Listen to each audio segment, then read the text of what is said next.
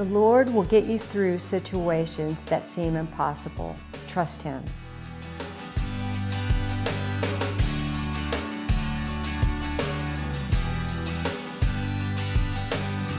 With the release of her debut, Taking My Voice Back, country-infused pop singer-songwriter Brooke Robertson emerged as a talented musical storyteller whose songs have touched on a range of deep personal topics.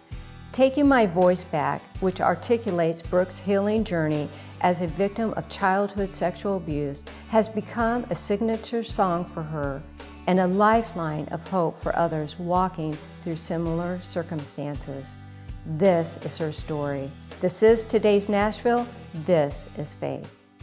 Brooke, thank you for sitting down with me today on today's Nashville. Welcome. Oh, thank you for having me. I'm so thankful. I love your songs.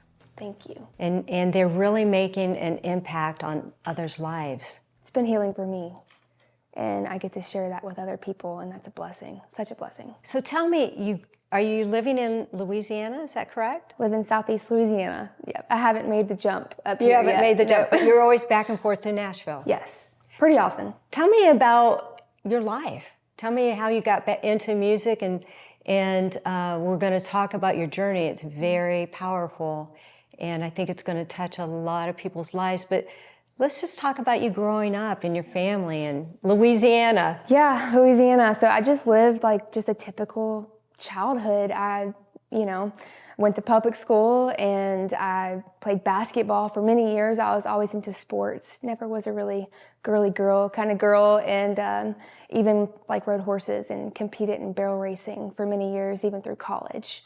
Yeah, so I went to college and got a bachelor's in kinesiology, and I had no thoughts on music at all. Really? Yeah, like I sang on the worship team when I was a kid, from like maybe 11 to early 20s, but it was something that I never really thought I would do professionally, and I had never written songs before. Like, it was just something that I loved to do. Never thought I would do anything professional. And so I had my mind on college. I'm going to go to college. I'm going to be an occupational therapist. I had a heart to help people who've been through trauma to get back to normal as possible. And God closed that door in 2016, couldn't get into colleges. And throughout that year, though, I was doing covers on YouTube and Facebook and all that. And So were you singing at that point, or just kind of playing around with it? At church. At church? Yep, just at church. Through that year, though, that last year of college, I was putting covers out. So I was kind of like entertaining it a little bit. Had friends that helped me do that. And so still in my mind, it was just for fun.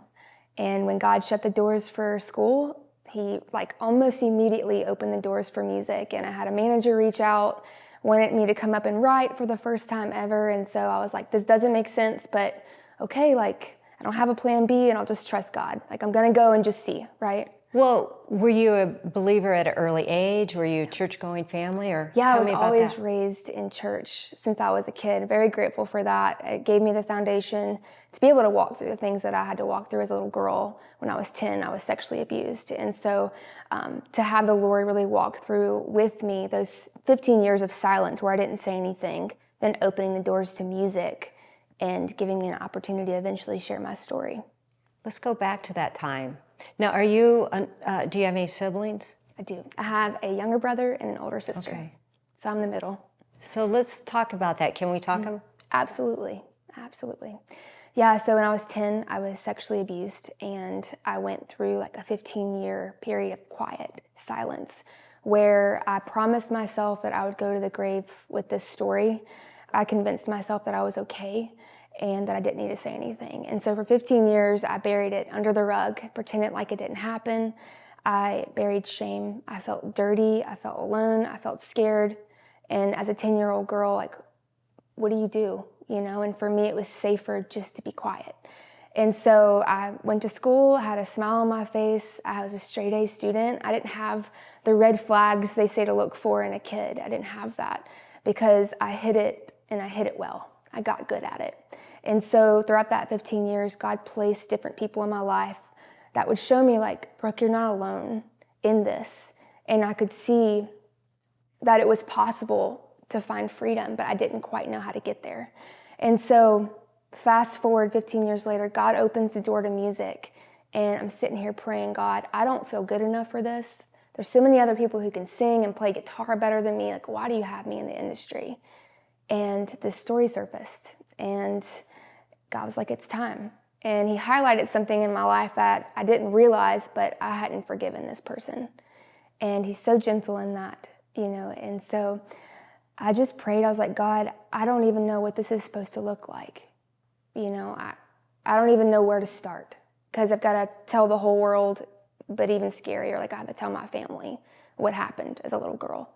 And so as I was praying and praying, I knew that I had to forgive this person. And for me, I reached out to my abuser, and I was just like, hey, this is where I'm at in life, and I want you to know that I forgive you, and Jesus loves you. And I can even tell you where I was in that moment, and just the feeling that I felt light again when I let unforgiveness go. And I went up, wrote this song called Taking My Voice Back, and it has been so healing for me even through these 4 years. God's just been putting his finger on things in my life, ideas and thought patterns that I've had that weren't him, and just showing that it was tied to trauma, and that he's wanting to heal me fully will I let him. And it all started with forgiveness, and it's been a beautiful journey. How'd your family handle all of this? It was really hard for my family. My dad probably took it the worst, and that was the hardest to tell my dad, because he's very protective, And so I remember the day before I told him, I was so anxious and nervous. Wasn't sure even what to say and what questions he was going to ask. And I just felt the Lord say, Brooke, let me walk in this conversation with you, with your dad. And so I went and told my dad, and he obviously was hurt, and we were crying together. And later that day, he said, Brooke, if you can forgive, then so can I. And that was the start. I was like, what is God doing? He's going to start in my family. He's going to start showing me what this looks like through my family. And even through my grandmother, she had shared that she had been abused as a child. And just seeing how God was working in my family, I just knew he was going to use it even bigger than what I ever thought. And your mom? My mom was really heartbroken, and they were all really confused as to why I didn't say anything, but they understood that it was out of fear. And I always reassured them, if it wasn't for Jesus and y'all bringing me to church and going to youth camp and all the things, I don't think I'd be where I was. And so I thanked them for giving me that foundation, very grateful for that. The Lord is so good. So good. Tell me what the abuser said to you. Was it shocking? Yeah, well, it was a conversation that they were very apologetic. They were receiving at first. And fast forward a month before the record release, they reached back out and didn't want to call it abuse. And I guess they were afraid. And I remember those feelings flooding back in, and I kind of wanted to back out at that moment. I was like, there's no way I can do this, And thank God for people in my life that have held me accountable, that have been able to be there, with me through it, and just say, Brooke, the enemy's trying to keep you quiet still. You see what he's trying to do. And once I realized that, I'm like, you're right. I'm going to move forward with this. And that's the best thing I could have ever done. When we come back, we're going to listen to your song.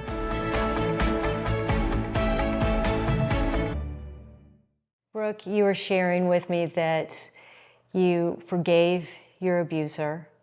You took your voice back. You wrote a song about it, Taking My Voice Back. Will you play it for me? I would love that.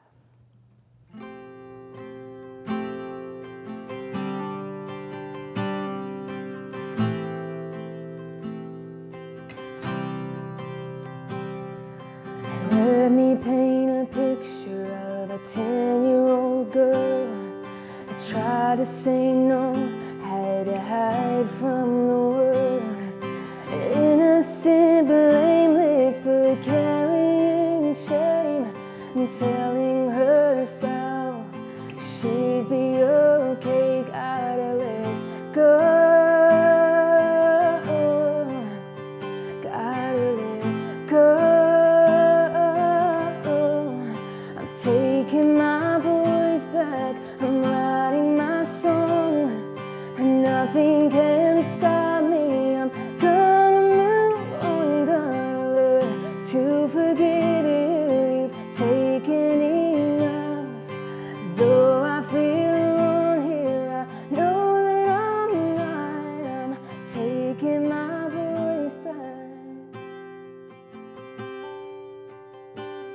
So scared of the moments, trying to escape, afraid if she told, she'd be the one to blame.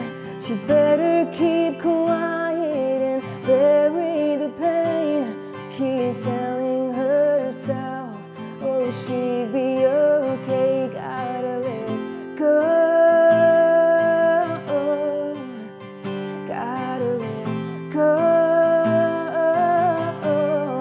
I'm taking my voice back. I'm writing my song, and nothing can stop me. I'm gonna move on, gonna learn to forgive you. You've taken enough. Though I feel alone here, I know that I'm right. I'm taking my voice back. Whoa, I'm taking my voice back. Whoa.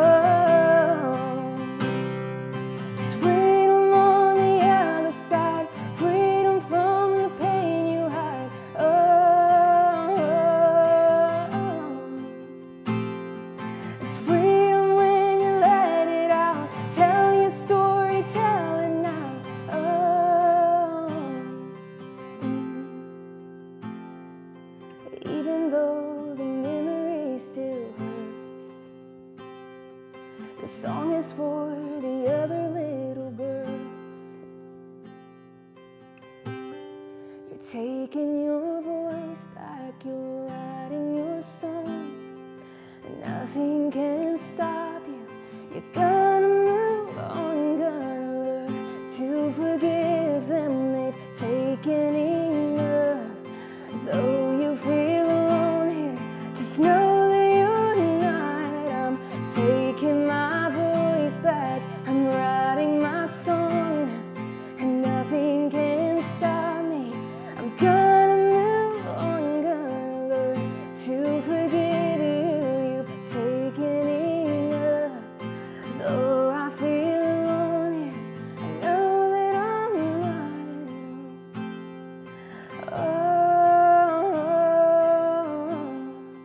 Taking my voice back. You're taking your voice back. Brooke, it's beautiful. It's powerful. Thank you so much. I love that you're talking to the little girls. Yeah.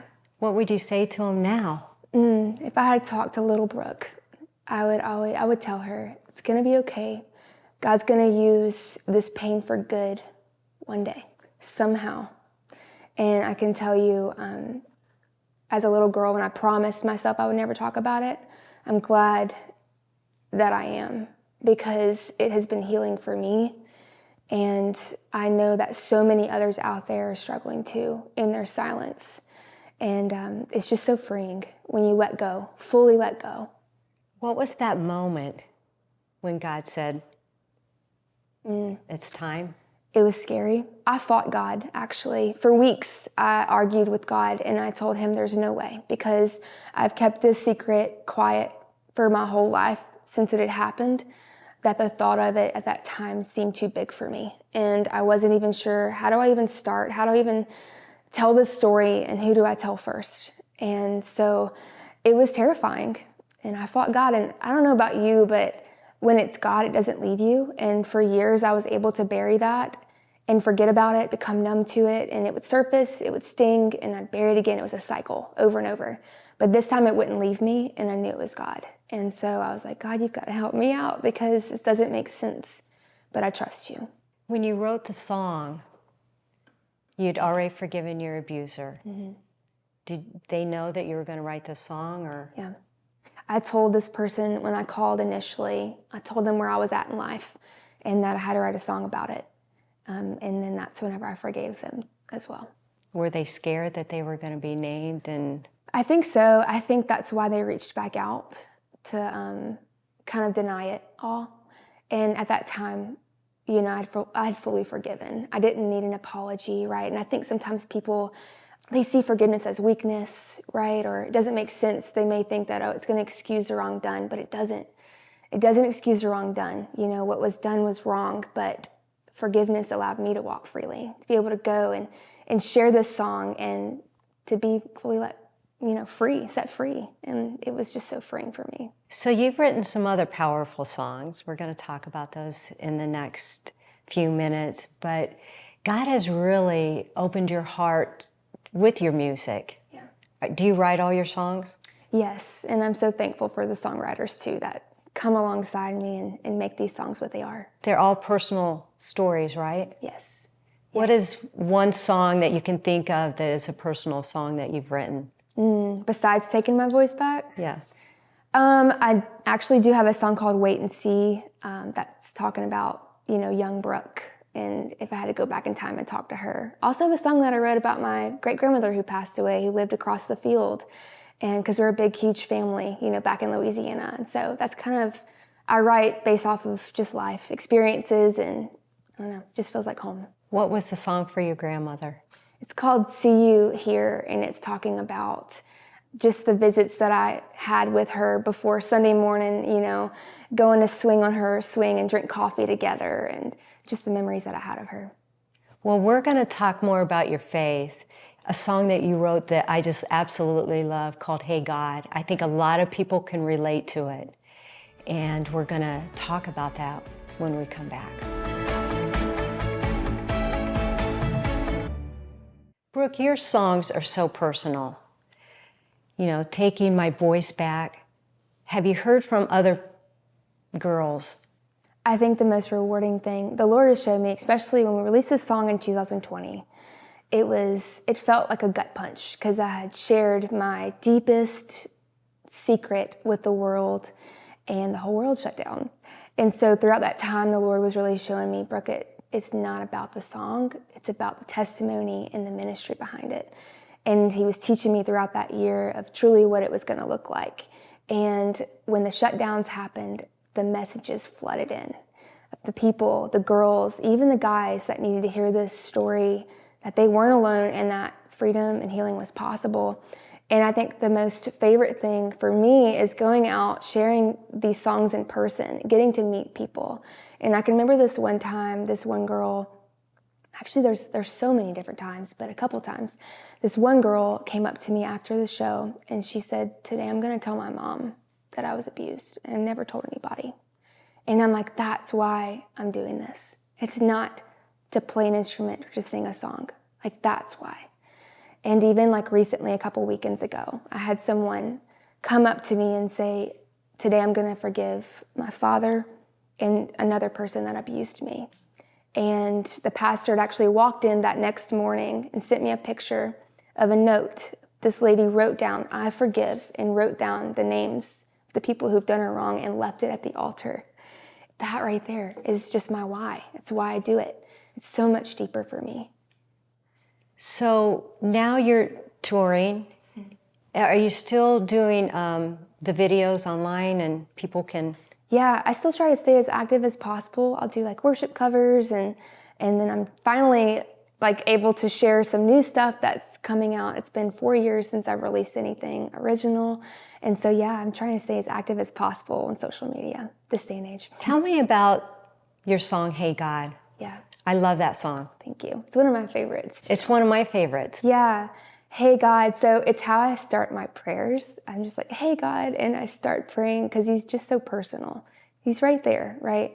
I actually wrote this song in 2021, a year before I would need it or my family. And I just believe God, he's just a God of order. He has everything figured out. And before I even knew it, I was writing a song that I would need later on. And so it's actually a song that in 2022 would come to mind whenever my aunt, who was a spiritual mom to me, had a sudden brain bleed. And it was 6 months of just ups and downs of hope to doctors saying there's nothing else that we can do, finding out that it's brain cancer. And throughout that time, I believed for a miracle. I knew God is going to heal her.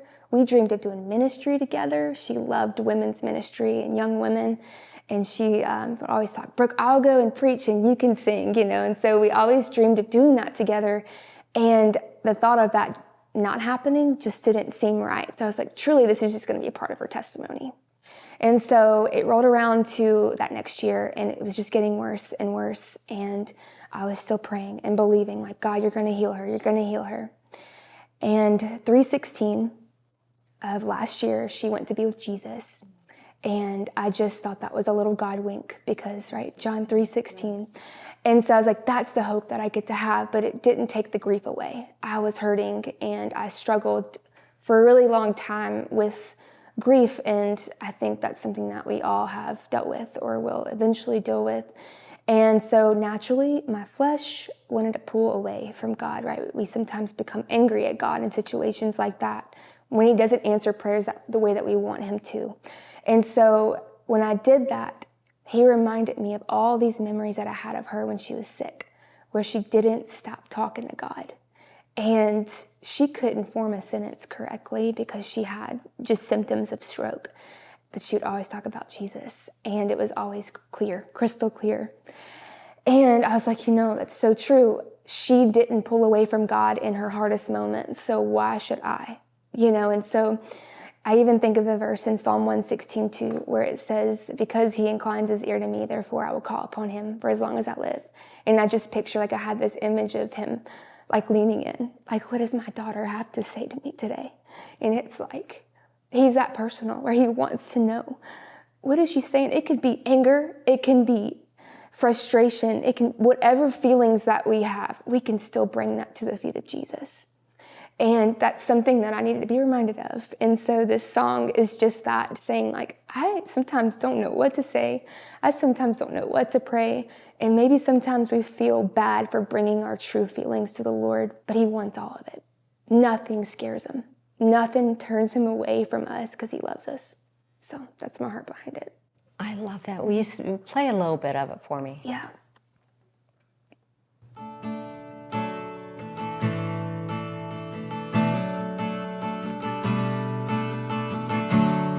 Hey God, I don't have the perfect words to say, but I know it doesn't matter if my words are beautiful or barely put together.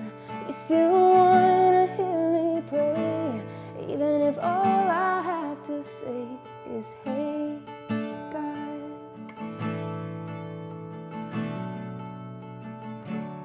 I love that. Thank you. Everybody has to hear that song, because I think so many times we don't know what to say to the Lord. Yeah. We're living in challenging times. We are.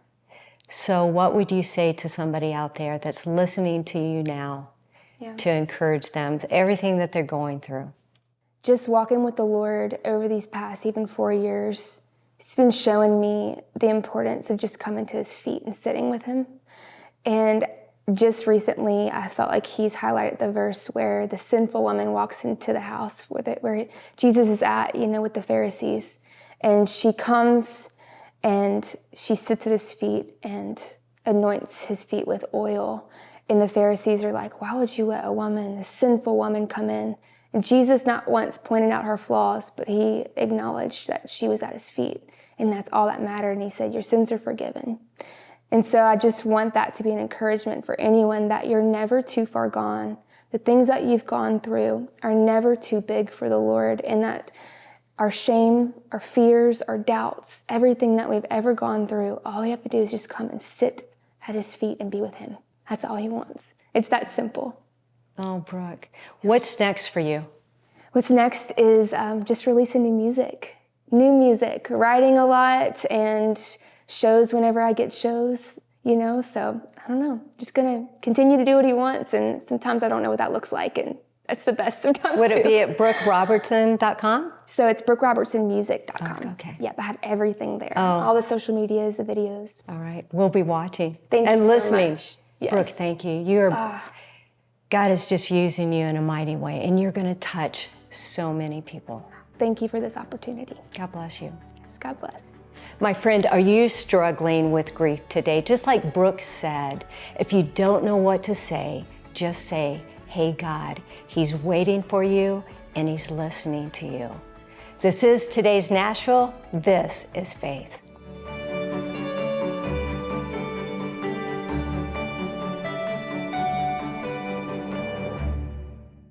Cornerstone Television wishes to thank all our faithful viewers whose consistent prayers and financial support have made this program possible.